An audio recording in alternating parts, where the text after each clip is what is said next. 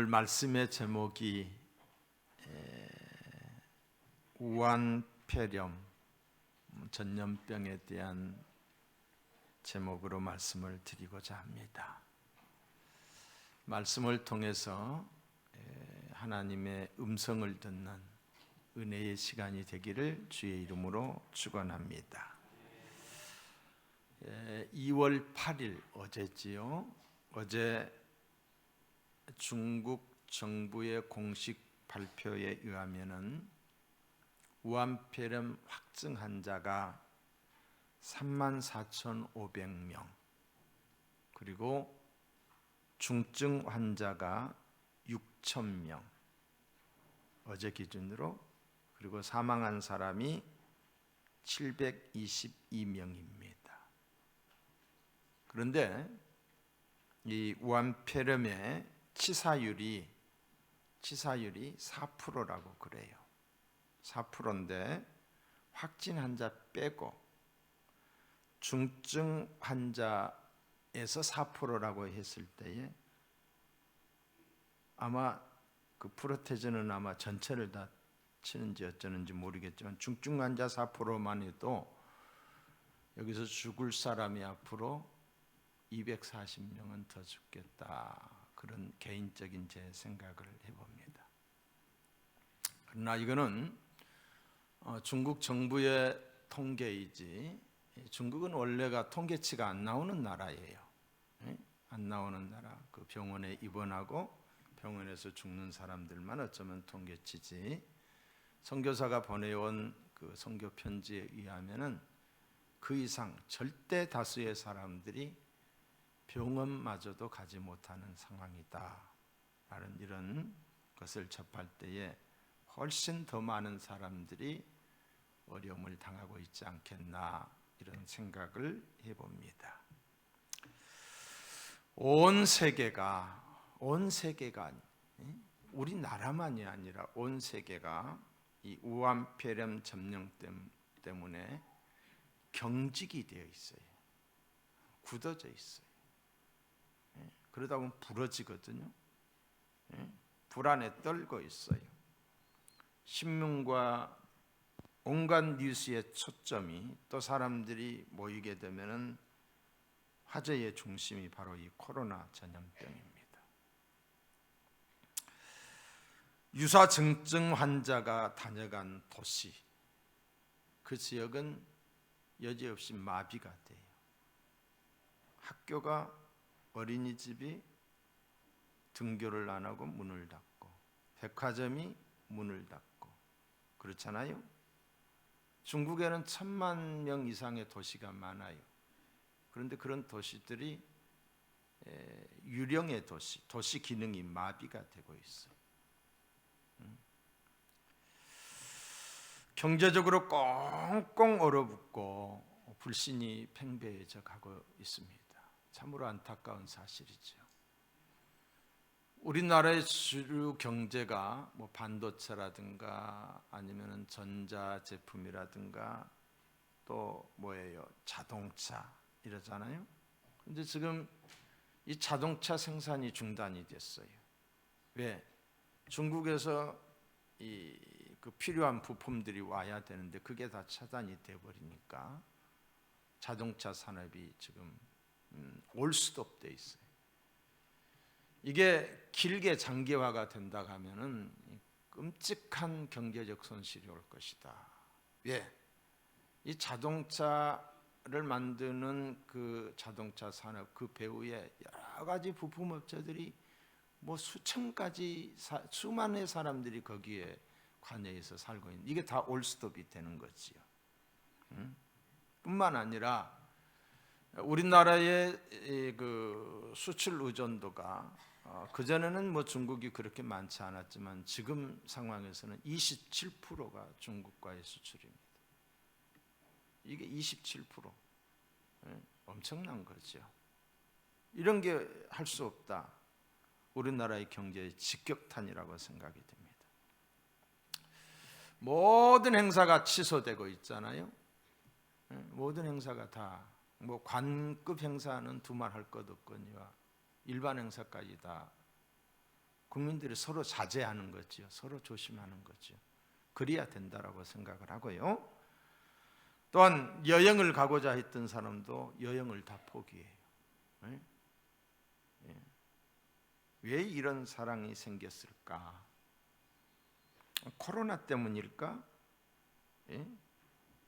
여러분, 코로나는 별거 아니에요. 예? 치사율이 4%밖에 안 됐다고 그랬잖아요. 이 에볼라라고 하는 그 전염병은 치사율이 90%였어요. 90%. 10명 중 9이 죽었어요. 무서운 거죠. 그러나 이 코로나는 100명 중 4명이 죽는다는 게 지금 이 통계치잖아요. 치사율이 그리 높지 않아요. 단지 전파 속도가 굉장히 빠를 따름이. 그러나 빨리 발견하고 빨리 대처를 하게 되면 죽지 않는다는 거죠. 여러분, 하루에 자살해서 죽는 사람이 우리나라에서만 42명이에요. 42명. 이거에 대해서 그렇게 놀라지 않잖아요. 예? 또한 교통사고로 우리나라에서 죽는 사람이 하루에 15명이에요.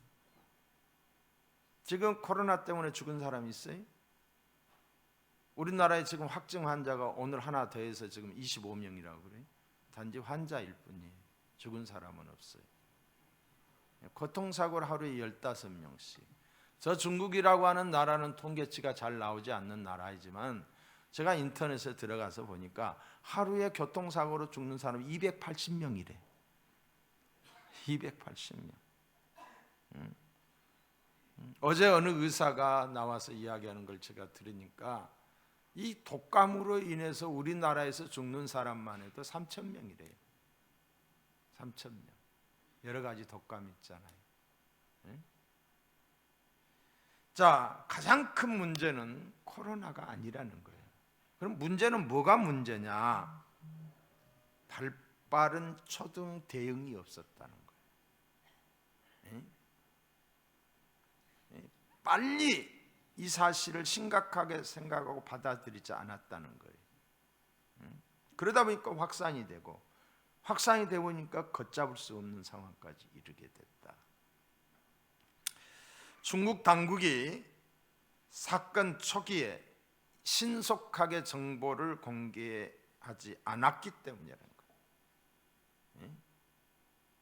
정보를 은폐했기 때문에 방역을 하지 않았던 거예요. 방역이 잊어졌던 거예요. 그래서 문제가 커져버린 거예요. 별것도 아닌데 초등 조치만 잘했으면 되는 건데. 도리어 중국 정부 당국은 이렇게 발표를 했습니다.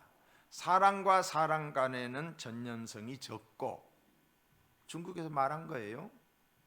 환자 발생도 우한에서만 발생하고 나머지 도시는 괜찮다. 어떻게 하든지 이 우한 폐렴의 가능성을 최소화시켰다는 거예요. 발표하지 않았다는 것이죠. 전반적인 상황 대처에 미흡했고 정확한 정보 파악보다는 뭘 했느냐? 여론 통제에만 열을 올렸다는 거지. 어떻게 여론이 이게 확산되지 않게끔 모르게, 다시 말해서 정치적 접근을 했다는 거예요. 국민의 안전의 문제보다도 정치적 계산이 앞섰다는 거지. 그래서 여론을 통제한 거예요. 우한 폐렴을 최초로 경고했던 사람이 우한시의 의사 리원양이라는 사람입니다. 이 리원양은 아무런 보호 장비 없이 환자들을 돌보다가 지난 1월 10일 날 기침이 나고 열이 나면서 입원을 하게 돼요. 그리고 어제 그제 새벽에 운명을 했어요. 이 리원양은 우한에서 신종 코로나 바이러스 발생 초기에 그 전염병의 존재를 세상에 알린 사람이에요. 최초로 알린 사람이에요. 사실을 은폐하고 축소하려던 중국 당국에 끌려가서 처벌을 받았어요. 심할서를 썼던 사람이. 왜 그런 거 떠드냐? 조용히 좀 있지. 네가 뭔데? 그래서 이 지경에 이른 거예요. 여러분, 중국의 칭화대 교수이신 슈장윤이라는 사람이 이 우한 사태에 대해서 이렇게 이야기를 했어요. 이 지경이 된 것은 초기 대응에 실패한 것이다. 초기 대응에 실패한 원인은 언론의 자유가 말살되었기 때문이라고 지적을 했어요. 언론의 자유. 여러분, 자유가 소중한 거예요.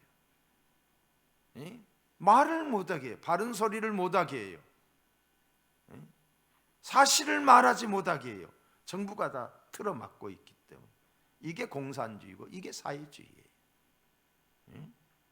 국가가 통제하기 때문이라고 그랬어요.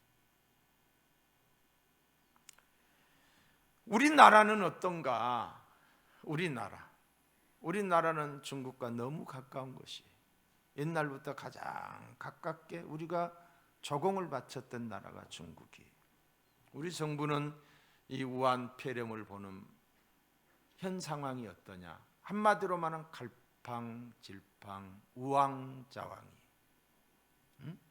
갈팡질팡 우왕좌왕이. 중국의 인구가 14억이 넘습니다. 그 14억이 넘는 인구에서 이 3분의 1이 되는 인구에게 이동 제한 명령을 내렸어요. 중국 정부가. 돌아다니지 말아라. 5억이 넘는 사람들에게 있는 곳에서만 있어라. 움직이지 말아라. 이동 제한 명령을 했고, 또 우한 폐렴의 확산을 막기 위해서 70여 개의 도시에 도시 봉쇄 명령을 내렸어요. 자기들끼리 그랬다 이 말이에요. 자기들끼리. 그게 언제 그랬느냐? 지난 31일 날, 1월 31일 날 이런 통제 명령을 내렸어요.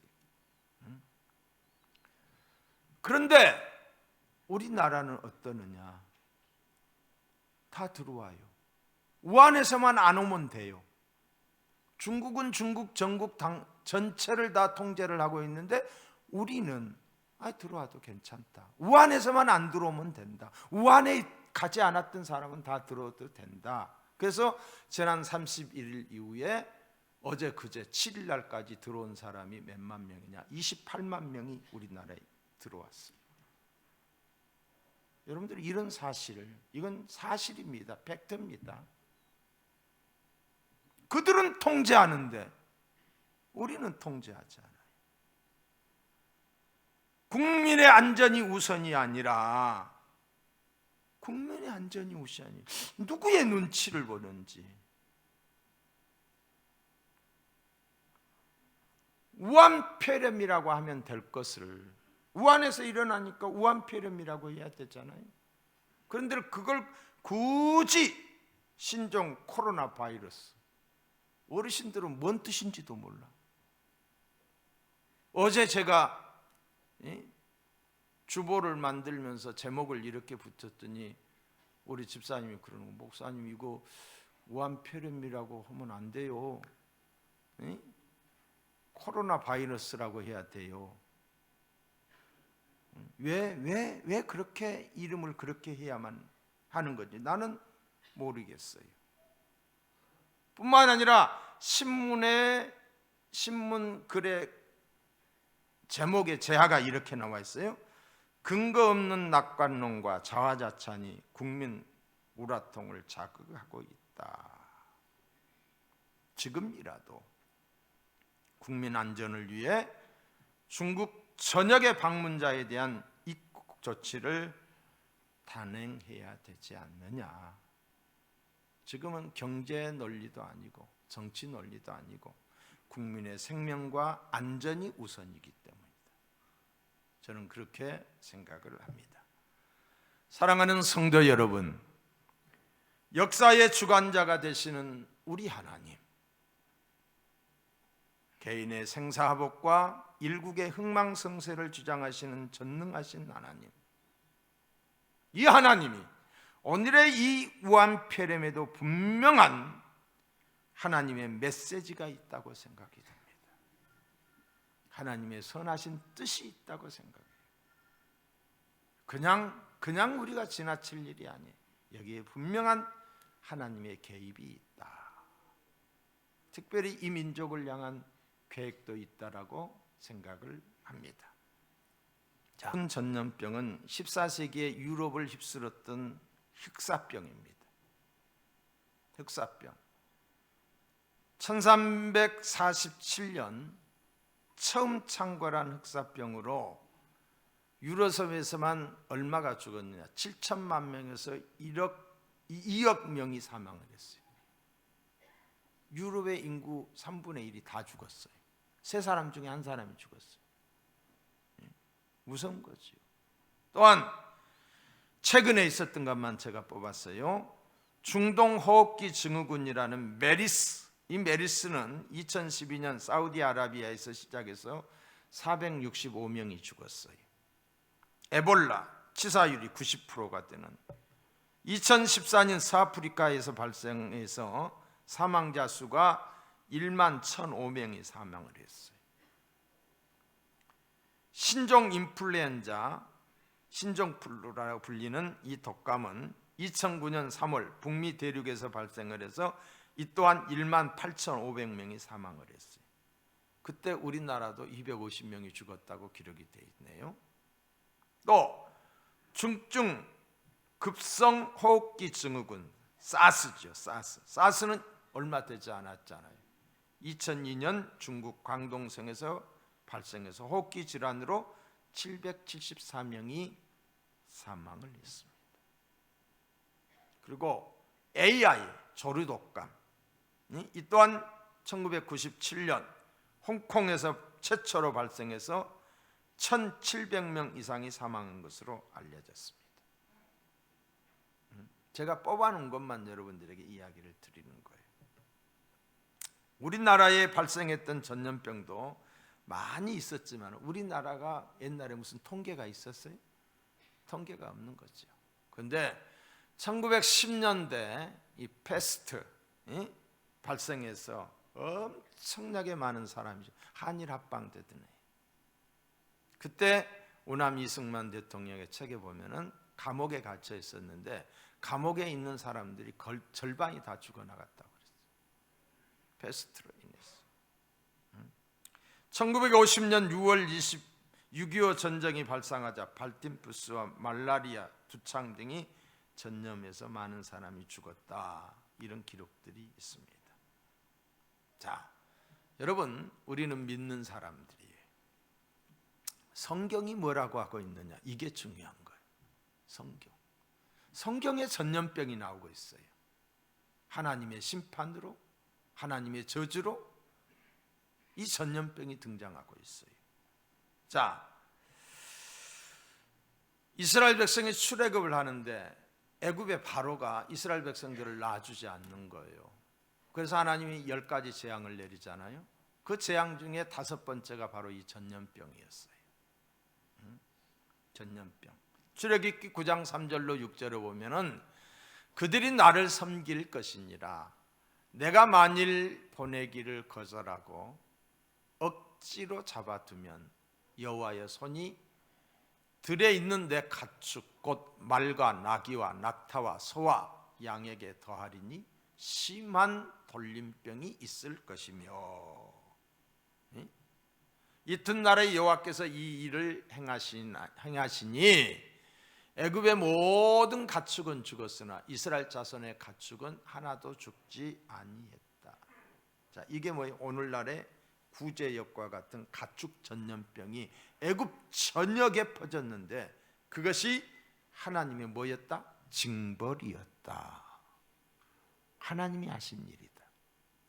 또한 이스라엘 백성들이 광야를 지나는 동안에 이제 가나안 땅을 목전에 두고서 정탐꾼을 파송을 하죠. 12명이 갔는데 2명이 긍정적인 이야기를 할 뿐 10명은 부정적인 이야기를 했어요. 거기 가면 우리는 죽습니다. 그들에 비하면 우리는 그들의 밥입니다. 메뚜기 같습니다. 이런 표현을 썼어요. 그러면서 지도자 모세를 원망했고 하나님을 불신하는 말을 했어요. 그때 하나님이 뭐라고 말했냐면은 민수기 14장 12절에 보시면은 내가 전염병으로 그들을 쳐서 멸하고 내게 그들보다 크고 강한 나라를 이루게 하리라 라는 말씀이 말이에요. 무슨 말이에요?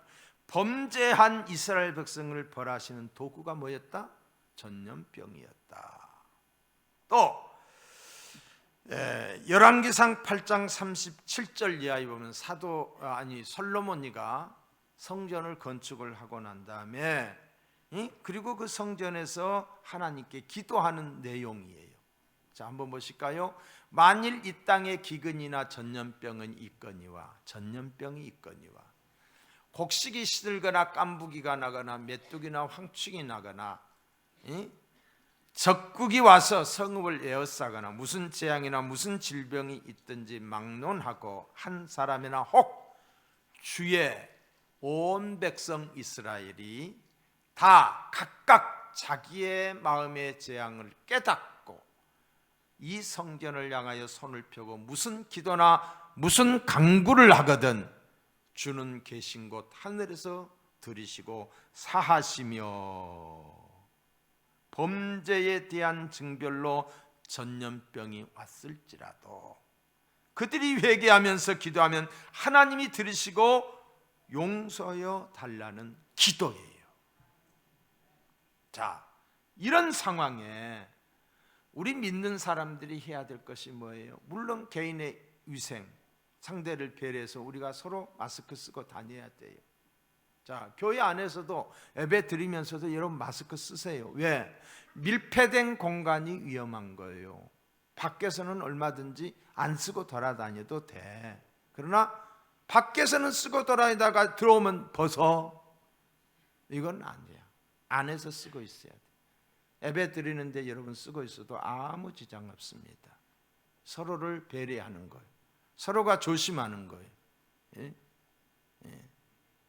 이게 지금 국민 감정이 너무 예민하잖아요. 만약에 우리 송천동이나 이쪽 대덕구에서 확진 환자 한 명만 나와봐요. 여기 다 차단이요. 예? 심각한 수준에 이른다. 그러니까 서로가 조심해야 될 줄로 믿습니다.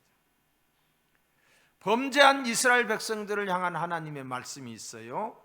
에레미야 14장 12절에 보시면 그들이 금식할지라도 내가 그 부르짖음을 듣지 아니하겠고 번제와 소제를 드릴지라도 내가 그것을 받지 아니할 뿐 아니라 칼과 기근과 전염병으로 내가 그들을 멸하리라. 무서운 말이에요. 또한 에레미야 29장 17절 이하에 보시면 만군의 여호와께서 이와 같이 말씀하시되 보라, 내가 칼과 기근과 전염병을 그들에게 보내요. 그들에게 상하여 먹을 수 없는 못을 무화과 같게 하겠고 내가 칼과 기근과 전염병으로 그들을 뒤따르게 하며 그랬어요. 에스겔 5장에도 보시면은 너희 가운데서 3분의 1은 전염병으로 죽으며 기근으로 멸망할 것이요 3분의 1은 너희 사방에서 칼에 엎드러질 것이며 또 에스겔 6장 11절에도 보시면은 오호라 이스라엘 족속이 모든 가증한 악을 행하였으므로 마침내 칼과 기근과 전염병에 칼이 뭐예요? 전쟁이지요. 전쟁. 전염병에 망하며 먼데 있는 자는 전염병에 죽고 가까운 데 있는 자는 칼에 엎드려지고 남아있는 있어 에워싸인 자는 기근에 죽으리라. 전염병에 대한 신약 성경의 기록이 또 있습니다. 누가복음 21장 11절에 보시면 곳곳에 큰 지진과 기근과 전염병이 있겠고 또 무서운 일과 하늘로부터 큰 징조들이 있으리라. 여기서 말하는 이 신약에서 말하는 전염병은 종말의 징조예요. 주님이 이 땅에 오시기 직전에 일어나는데 전염병이 창궐할 것이다. 여러분 지금은 우리가 이 접촉을 통해서 다시 말해서 뭐 침이라든가 그거 묻은 것이 손과 손을 통해서 이렇게 전염이 되는데 이 보이지도 않는 그 조그만한 세균 그것 때문에 온 세계가 지금 벌벌 떨고 있잖아요. 근데 이게 접촉을 통한데 앞으로 어느 제가 이 글을 보니까 앞으로 하나님의 심판이 임하면은 이 전염병이 접촉이 아니더라도 공기를 통해서 돌아다닌다.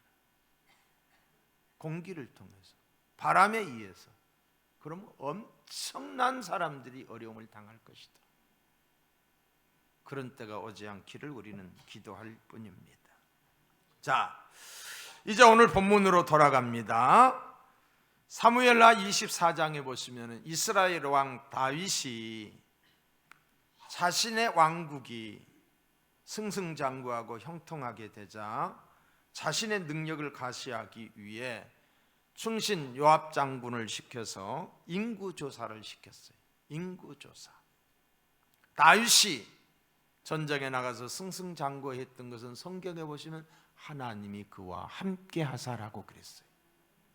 하나님이 함께 하셨기 때문에 그가 승승장구할 수 있었고 나라가 태평생세를 이룰 수가 있었던 거예요.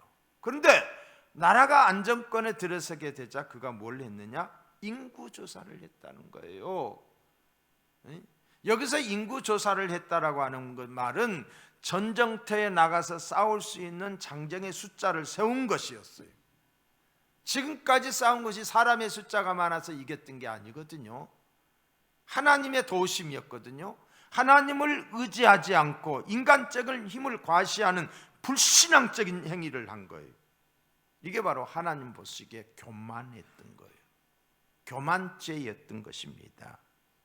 그래서 충신 요압이 인구조사를 하라고 할 때에 왕 다윗에게 이거 아닙니다, 이러시면 안 됩니다 라고 말렸어요. 그러나 다윗이, 왕이 이걸 강행하도록 했어요.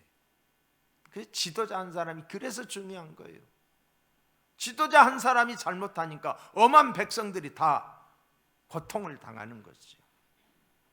이로 말미암아 하나님께서 진노하셨고 이스라엘에 전염병이 생겨서 하루에 몇만 명이 죽었다? 3일 만에 7만 명이 죽었어요. 7만 명이. 그냥 추풍 낙엽처럼 떨어졌던 거예요.